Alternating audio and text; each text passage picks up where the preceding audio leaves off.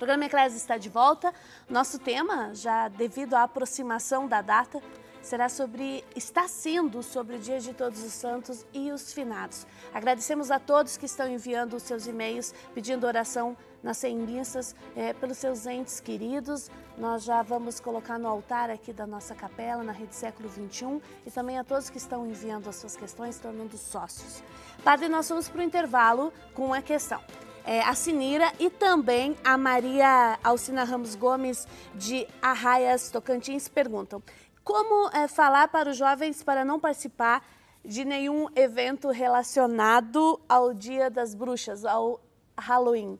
Nessa questão, padre, a gente sabe que as escolas, que muitos locais fazem brincadeiras e festas sobre esse assunto. Como encaminhar isso? Bom, prezados amigos, em primeiro lugar, esta palavra Halloween, né, é uma americanada, né, vindo dos Estados Unidos, que quer conjugar o Dia dos Mortos com aparições de fantasmas, de monstros,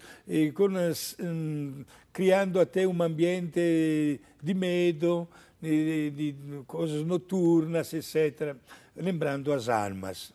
Vamos, pelo amor de Deus, deixar de lado brincadeira com seriedade. Vamos logo dizer que as almas não querem estas manifestações, querem somente ser lembradas na nossa oração. Inclusive, não acho educativo uma coisa desta, que se ensina ou porque se quer copiar de costumes de vida de outros povos. Respeitamos, mas não diz mesmo nada. As almas fazem questão de serem lembradas na nossa oração, porque a oração encurta a distância entre elas e Deus. Muito bem. Padre, eu acho que manter o equilíbrio também é fundamental, no sentido Sim. de uma coisa é uma festa, uma brincadeira, Exato. Outra coisa é a dimensão da fé. Acho que nesse lado o senhor foi bem pontual. Nós temos outra questão da Elza de Mesquita, de Nova Serrana, Minas Gerais. Gostaria de saber se uma pessoa que recebeu a unção recente dos enfermos, ela ainda precisa se confessar. A unção dos doentes gera também o perdão dos pecados, substitui também a confissão. Agora, se uma pessoa se recupera da doença, que acontece, porque doa também a graça de um restabelecimento físico, é bom que esta pessoa faça uma sua santa confissão. É louvável esta iniciativa.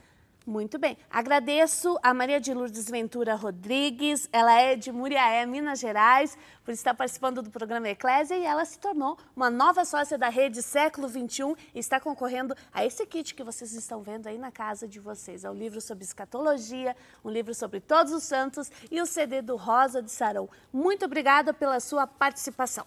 Mas o Padre Guido tem um recado especial para vocês. Ele está se preparando para uma viagem ano que vem. Que viagem é essa, Padre? Exato. Trata-se de passar a Semana Santa do ano que vem, no mês de abril, na Terra Santa, em companhia com a Rede Século XXI.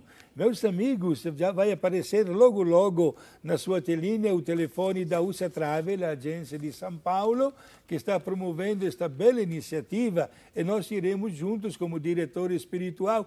Já pensaram, meus amigos, em percorrer o mesmo caminho de Jesus, carregando uma cruz, claro, não tão pesada, né? Mas na mesma estrada que Jesus percorreu na Sexta-feira Santa? Nós estaremos passando aqueles dias lá na terra de Jesus e terminaremos recebendo a bênção do Papa na Praça de São Pedro no dia de Páscoa.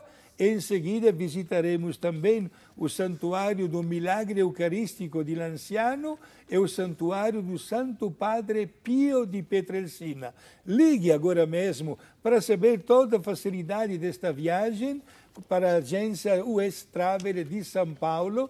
Vai ser atendido e ficarei muito contente da vossa participação junto comigo e tantos amigos, passando a Semana Santa na Terra Santa.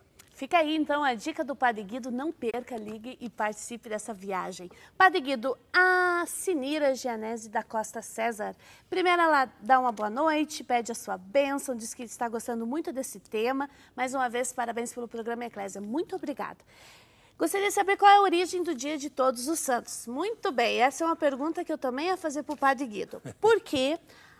A origem da festa do Dia de Todos os Santos não é católica, ela é uma festa pagã, é de uma determinada cultura. Que origem é essa, padre? Sim. E ela também fala a relação com o Halloween, eu acho que o senhor já explicou isso. Temos que chegar na Inglaterra, no norte da Europa, onde no começo do período de inverno, marcado exatamente para o dia 1º de novembro, os celtos faziam uma grande festa comemorando todos os deuses pagãos. A igreja gostou desta iniciativa pagã, digamos assim, e estudando, quando a igreja começou a se espalhar, a mostrar o verdadeiro valor da doutrina cristã, não vou dizer a palavra que copiou, mas teve a brilhante ideia de unir numa grande festa todos os santos e as santas do mundo inteiro.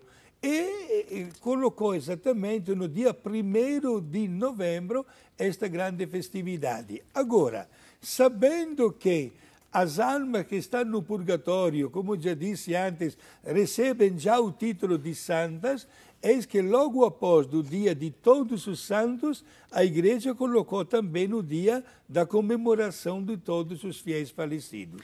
A Carmen Pascoal fala o seguinte: gostaria de saber se é bom para a alma das pessoas que partiram acender velas em casa. Muitas pessoas têm esse costume de acender em casa ou no jardim, enfim, no local da família, que a família gosta. Podem acender as velas em qualquer lugar, ou no cruzeiro, ou em casa, ou na igreja, ou no cemitério. Meus amigos, porém, não sei se é o caso, mas vale a pena dizer, não sejam vítimas de superstições. Há pessoas que chegam até a dizer: eu não acendo a vela em casa porque dizem que as almas ficam agitadas. Mas vamos deixar de lado esta ideia, gente. A vela simboliza a fé, simboliza a nossa oração.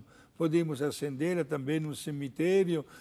Mas não esqueçam, porém, uma coisa muito importante, que as almas não estão precisando de ser lembradas pelas flores, pelos túmulos bonitos ou pelas velas sempre acesas. Tudo isso ajuda nós a lembrarmos delas. As almas querem somente a nossa oração. Muito bem. A Terezinha de Stefani Basso, de Marabá, ela pergunta o seguinte: meu esposo sempre questiona, porque eu falo que na Bíblia está escrito que depois da morte seremos todos anjos. Ele sempre me fala que no céu não reconheceremos ninguém. Gostaria de saber sobre isso. Não. Terezinha. Dona Terezinha, leia com mais calma a Bíblia, não diz bem isso que a senhora está falando, né? Existe exatamente a nossa verdadeira pátria, que é o céu, para o qual temos que fazer qualquer esforço para chegar lá. Mas Deus, repito, respeita também o uso da nossa liberdade. Vamos fazer de tudo para chegar na pátria do céu. Como verdadeira recompensa, leia, Dona Terezinha, leia o capítulo 25 do Evangelho de Mateus, que é um ensinamento muito belo. É Jesus que diz que o Deus Pai nos acolherá com aquelas palavras: vinde benditos, porque eu estive com fome, com sede, sem roupa, doente, preso, você me ajudou, você me acolheu, você me alimentou, você me vestiu, você me visitou. E nós diremos para ele: mas quando foi que tudo isso aconteceu? E Deus Pai dirá: todas as vezes que vocês fizeram isso para qualquer um dos meus irmãos lá na terra, foi para mim que vocês o fizeram. Padre, o Nelson Pereira de Campinas, São Paulo, ele gostaria de saber se as pessoas que se matam, elas têm salvação. Meu amigo, não somos nós juízes para dar uma resposta a esta pergunta. Eu diria, não vamos duvidar da infinita misericórdia de Deus. Ao invés de julgar uma pessoa que se matou, questionemos-nos talvez por que fez aquilo. mas será que não se arrependeu no último instante da vida? Por isso, prefiro entregar esta sua pergunta aos cuidados da misericórdia de Deus. Padre Guido, no Antigo Testamento, nós temos referência de algum santo? Tem alguma história relacionada, bíblica, sobre algum santo ou não? Sim, e todos os profetas nós os consideramos santos, porque falaram em nome de Deus. Somente Deus sabe o número de justos. Olha, temos livros, até o mesmo livro dos Macabeus, que fala de tantas pessoas que doaram a sua vida para defender a unidade de Deus, né? A religião divina na qual acreditaram plenamente e com todo o seu entusiasmo. Isso aconteceu no século I, Padre Guido? Qual é a relação de Macabeus? Como é que é essa história? A história de Macabeus, no segundo livro, é muito bela, né? Fala de um chefe militar chamado Judas Macabeu, que quando ele lutou contra o inimigo, no dia seguinte conquistou uma cidade. No dia seguinte ele mandou recolher os cadáveres dos soldados tombados, mortos, para dar digna sepultura. E os soldados encarregados de recolher os cadáveres notaram que debaixo da roupa dos soldados mortos havia objetos de ouro que aqueles soldados mortos haviam roubado no templo conquistado. E, portanto, Judas entendeu o que tinha morrido por ter profanado o templo. Portanto, o que ele fez? Mandou fazer uma coleta de valores de ouro, etc., e mandou este valor para a cidade de Jerusalém, para que fosse oferecido um sacrifício de expiação do pecado cometido, porque ele acreditava na imortalidade da alma e na necessidade de entrar na pátria do céu completamente restabelecidos bem com Deus. Esse é praticamente o purgatório, este estado de expectativa, de purificação antes de chegar na pátria do céu. Muito bem. Padre Guido, tem uma relação de perguntas que estão chegando. Muito obrigado pela sua participação, por estar atendendo o nosso pedido, de se tornar um sócio aqui na Rede Século XXI e também de participar do programa Eclésia. Esse programa é feito especialmente para vocês que nos acompanham aí em casa. A primeira questão é geral, depois eu entro em várias que falam do mesmo assunto. Sim. A Rosana Assunção de Campinas, ela diz que faz parte do processo de canonização a exumação de um corpo. Sim. Por que no caso do Papa João Paulo II isso não foi feito? Parece que estão com pressa em fazer a canonização. Não é estranho esse fato? Não, não é absolutamente estranho. Pertence ao magistério da Igreja usar uma metodologia também diferente. Inclusive, o Papa também tem o poder de não analisar os milagres. Entendeu? Uhum. Uma vez que é comprovado o exercício das virtudes em grau heróico, pode dispensar também do milagre. Aliás, estamos aqui no Brasil.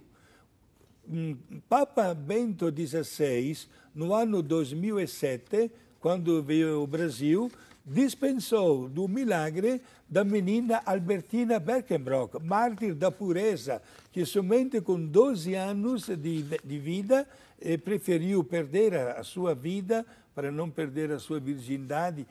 Tendo sido reconhecido o martírio, o Papa, usando o seu poder, dispensou do milagre. E já é beata e proximamente será canonizada. Várias questões sobre o mesmo assunto. Vamos abrir falando o seguinte. Qual é a posição da Igreja Católica sobre Chico Xavier?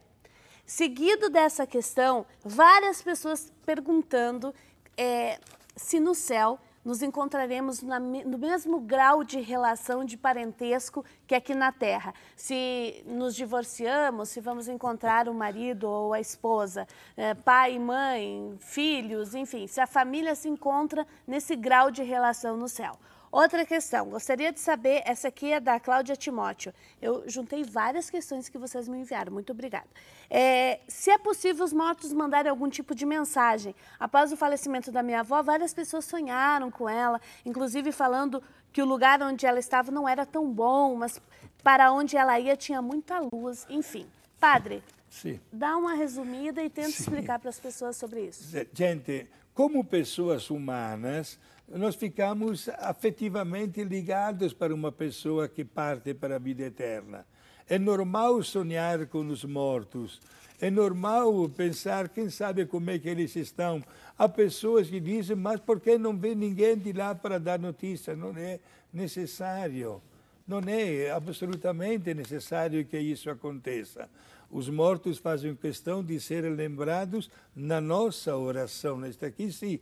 E cabe a nós, aqui na Terra, manter a melhor imagem deles na imitação das virtudes que caracterizaram a vida deles enquanto estavam aqui junto conosco. O relacionamento afetivo não bate com a nossa estrutura de família. Já aconteceu na época de Jesus, que quando alguém perguntou, aquele homem que casou teve 7 mulheres, então, quando na vida eterna se encontra a forma de nova família, não. Jesus fala bem que não é a mesma estrutura. É que nós usamos, Simone, uma mentalidade tipicamente humana. A nossa experiência. A nossa experiência, nós pensamos de aplicar a nossa experiência de vida também na vida eterna. Não é bem assim. Haverá uma dimensão nova, uma dimensão espiritual perfeita, que vai agradar a todos. É claro que estamos ansiosos nós também de conhecer.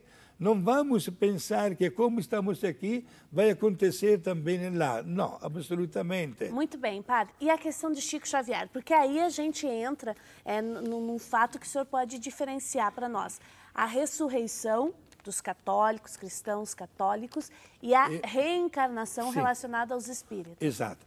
Em primeiro lugar, respeitamos plenamente estas grandes pessoas que marcaram a história, Chico Xavier, no Espiritismo, etc. Só que a dimensão da vida eterna apresentada pela Igreja é bem diferente da dimensão apresentada pelo Espiritismo. Para a Igreja, doutrina da Igreja, não existe a reencarnação, teoria apresentada pelo Espiritismo. Mereceria, Simone, um programa inteiro sobre este assunto. Ao passo que a Igreja afirma a ressurreição, o Espiritismo afirma a reencarnação. Qual é a diferença? A reencarnação significa a passagem do espírito, da alma, de um corpo para o outro até chegar à perfeição. Só que Jesus nunca pregou isso. Aliás, até uma passagem de Jesus, exatamente na hora da cruz. Quando aquele homem que nós chamamos até hoje de bom ladrão, não tem o nome dele, disse: Jesus, lembra-te de mim quando chegar no teu reino. E era um criminoso, estava pagando com aquela morte as besteiras que tinha cometido na vida. A resposta de Jesus foi imediata: hoje mesmo você estará comigo no céu. Padre Guido, qual é o sentido das flores e das velas nos finados? Sim, o sentido diríamos em português bem claro, não digo matar a saudade, prestar uma homenagem. Nós usamos as flores. Há outros países do mundo, tipo o Japão, coloca fruta. Há outros países no mundo, especialmente na África, onde não se coloca nem flores nem frutas, mas no dia de finados tiram o caixão do túmulo e dão uma voltinha dentro do cemitério. Até isso acontece. São culturas diferentes. Outros colocam uma vela, outros fazem um pequeno monumento.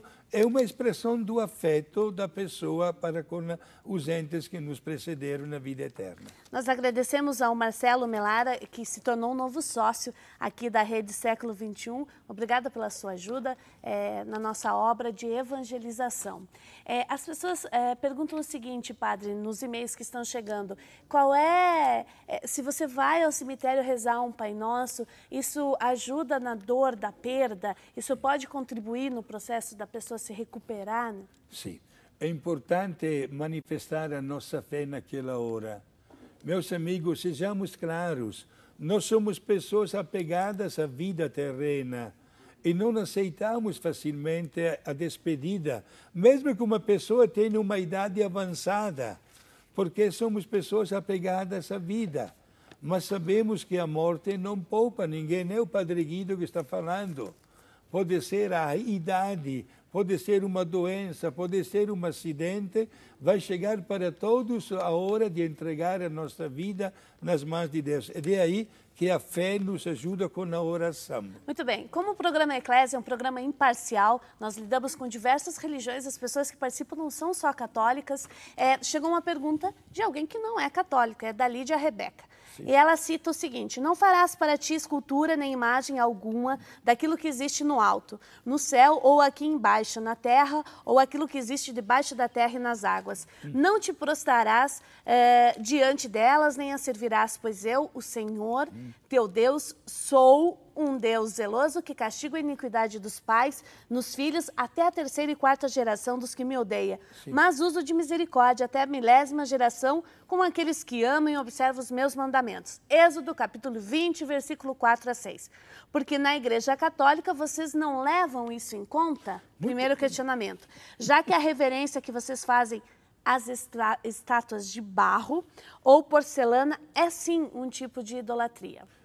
É a Lídia Rebeca. Ok, dona Lídia, obrigado pela sua citação, mas daria um aconselhamento bem prático. Vire a Bíblia 3 páginas, do capítulo 20, que a senhora citou agora, chega ao capítulo 25. No versículo 17 até 20, e já tem a resposta. Se neste trecho que a senhora citou, do capítulo 20, 24 a 6. Exato, completo de 1 até 5, se fala de não fazer imagens.